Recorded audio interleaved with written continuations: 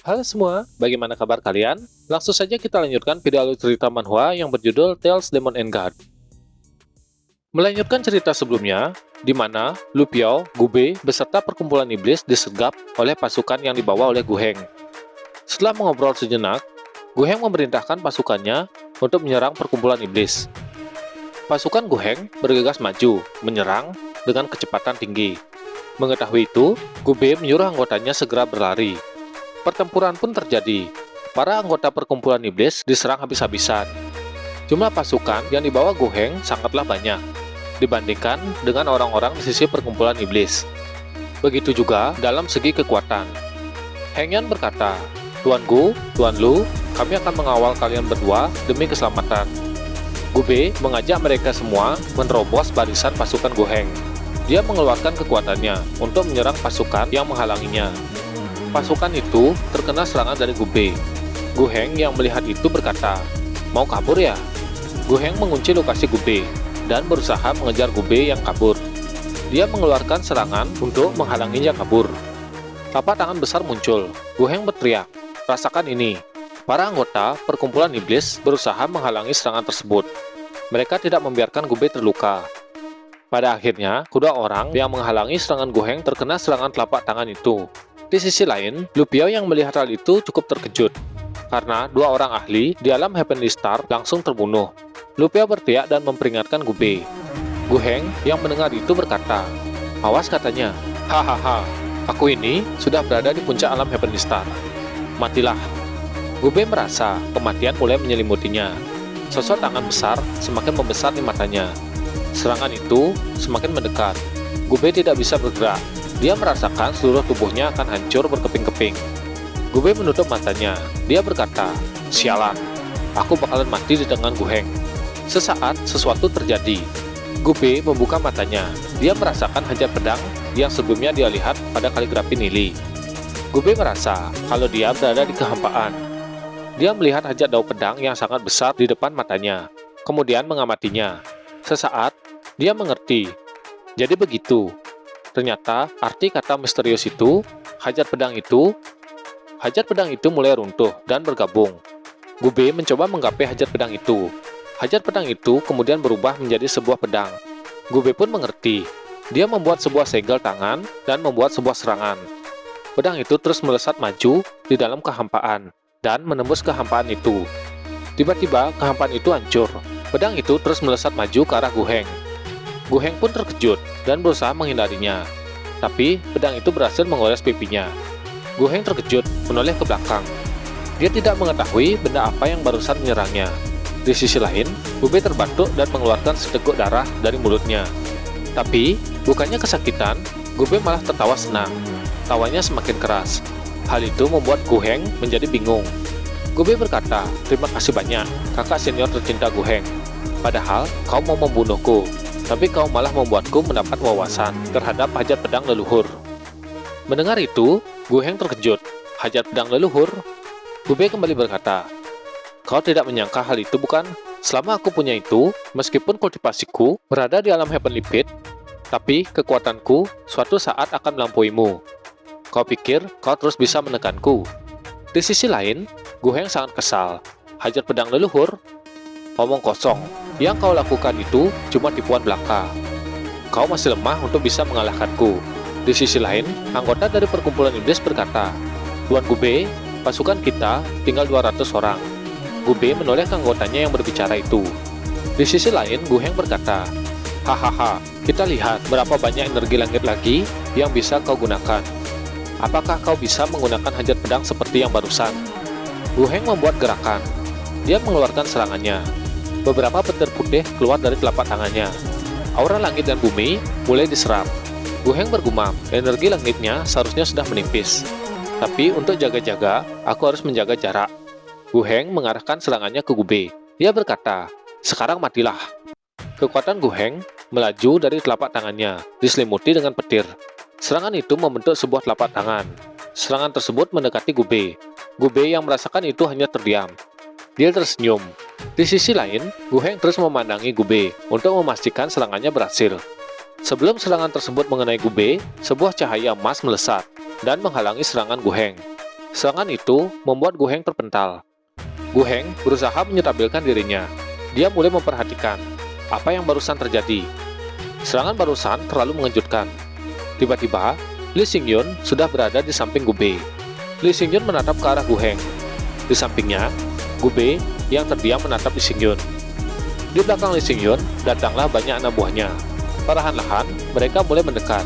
Di sisi lain, Gu Heng sangat terkejut dengan kedatangan Lee Xingyun. Orang-orang dari perkumpulan Jalan Langit mulai mendekat. Mereka berjumlah 3.000 orang. Perkumpulan itu milik Lee Xingyun. Lee Xingyun dan anak buahnya masih menatap ke arah Gu Heng. Mereka semua sangat marah dengan apa yang dilakukan oleh Gu Heng. Gu Heng berkata, "Lee Xingyun, apa kau mau ikut campur masalah ini? Kalau kau menghalangiku, aku juga tidak akan segan-segan menghancurkanmu." Lee Xingyun menjawab, "Aku Lee Xingyun hanya memegang satu kata kepercayaan, kesetiaan. Aku mampu menahan kesulitan demi saudara-saudaraku.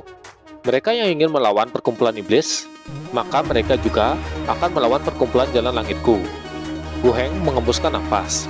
Dia kembali berkata, "Karena kau juga ingin seluruh perkumpulan Jalan Langit ikut campur, apa boleh buat?" Seorang anak buah Gu Heng berkata, "Meskipun mereka cuma 3.000 orang, tapi kebanyakan dari mereka adalah orang yang hebat. Begitu kita memulai perang ini dan membiarkannya meluas, entah bakalan seberapa besar ini nantinya." Gu Heng dengan sangat marah berteriak, "Bunuh mereka semua!" Seorang anak buahnya menatap pasukannya sendiri. Dia masih terkejut dengan perintah yang diberikan oleh Gu Heng. Seorang temannya berkata, "Tidak ada kata mundur setelah kau menembakkan anak panah.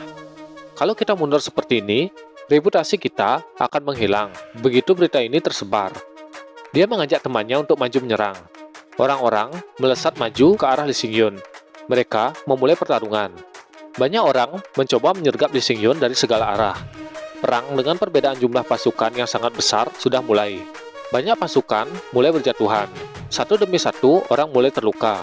Mereka menendang, memukul, dan menebas. Pasukan dari perkumpulan iblis juga ada di dalam pertarungan tersebut. Mereka merasakan jumlah lawannya terlalu banyak. Kemudian mereka fokus untuk melindungi Gube. Seorang anak buah Lee Xingyun berkata, "Bos Lee Xingyun, kalau kita melanjutkan pertempuran ini, kita tidak bisa menyainginya." Lee Xingyun berkata, "Benar, kita datang terburu-buru. Aku tidak menyangka kalau mereka bersekutu dengan 20 lebih pasukan. Karena Gu Heng ingin memulai perang, maka kita akan ikut permainannya hingga akhir. Kita akan mengawal saudara dari perkumpulan iblis untuk kabur, dan mengurus Gu Heng di lain waktu." Di sisi lain, Gu Heng terdiam, memantau pertempuran. Dia tersenyum melihat pasukannya mulai mendesak lawannya. Kembali ke Lee Xingyun. Dia memerintahkan anak buahnya dan perkumpulan iblis untuk mengikutinya. Mereka akan keluar dari tempat pertarungan itu. Lee Xingyun bergerak maju. Dia menendang musuh yang menghalangi jalannya. Melihat itu, Gu Heng menjadi kesal. "Mereka mau kabur. Jangan harap." Gu Heng berteriak, "Halangi mereka, bunuh mereka." Pasukan Gu Heng bergerak maju, menghalangi Lee Xingyun dan perkumpulan iblis yang akan kabur. Mereka mengelilingi dan menyerang Lee Xingyun dari segala arah. Tapi Lee Xingyun terus menghajar musuh-musuhnya. Dia berusaha menerobos kerumunan musuh yang mencoba menghalanginya. Akhirnya, pasukan Lee Xingyun dan perkumpulan iblis berhasil memecah kerumunan dari pasukan yang dibawa oleh Gu Heng. Anak buah Gu Heng yang sebelumnya menghalangi musuhnya terlempar karena penerobosan yang dilakukan oleh Lee Xingyun. Berpindah ke Gu Heng, dia mengetakkan giginya. "Sialan, padahal aku sudah mengumpulkan banyak orang, tapi mereka masih bisa kabur." Gu Heng menghela napas. Tapi mereka tidak banyak tersisa. Perkumpulan Jalan Langit dan perkumpulan iblis, keduanya mengalami kerugian besar. Ini baru permulaan. Dalam hati, Gu Heng bergumam, "Mulai sekarang, aku pasti akan menyingkirkanmu dari dunia luar." Berpindah ke kediaman Nili, di sebuah bangunan. Terlihat Nili sangat marah. Dia terkejut. Apa itu benar?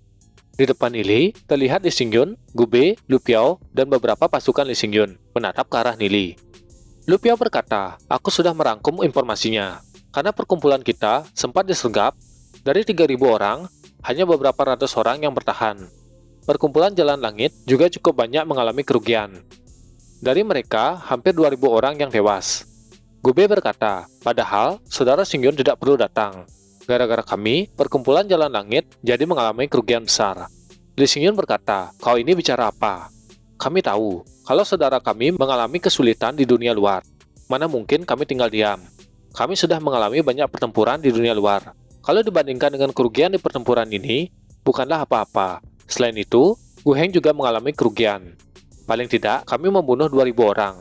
Intinya, kita harus melawan. Kalau tidak bisa mengalahkannya, kita tinggal lari saja. Li Xingyun menatap ke arah Nili.